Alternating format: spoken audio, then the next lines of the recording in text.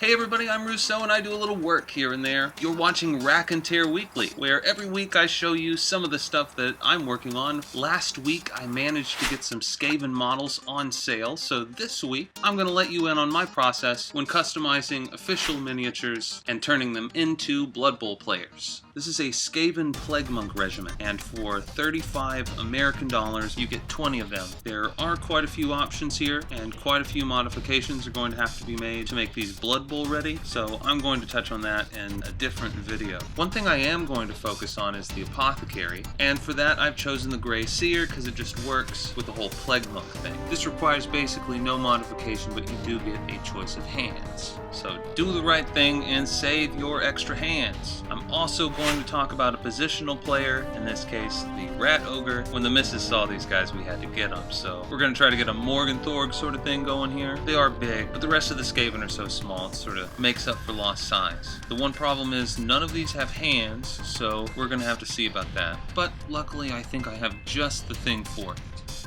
Well, almost. So I just so happen to have some of these Tyrannid warrior claws lying around. Just enough, in fact, to do a little bit of surgery. Tyrannid claws usually have 3 fingers and a thumb, so if I chop off a finger, do a little transplant, I can have pretty decent looking 4-fingered hands. I think I'll have to do something about the backs, but we'll get to that in a second. So this is pretty much by the books Stormfiend B with warp fire projectors.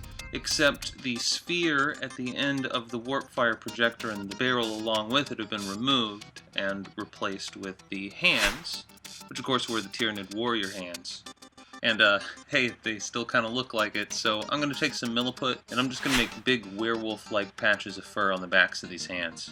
When the rest of the model's gray, it looks a little out of place, but once this is painted up, that fur is going to give the hands the bulk that they were missing. So the first step for me is to make sure the whole thing is a nice, even layer of flat black.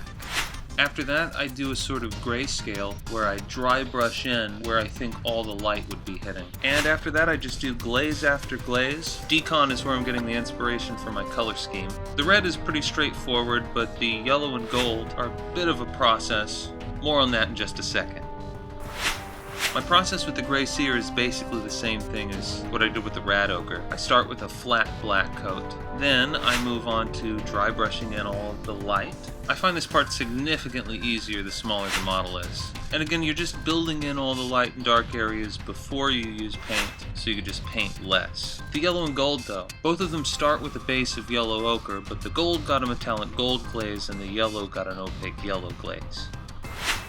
But yeah, I'm going to call that table ready. There's a lot more detail to work in, but I kind of want to finish the rest of the team so I'll know them a little better and so I can decide on some smaller thematic things. Still, you can look forward to that. You know, putting together the team, finishing these guys.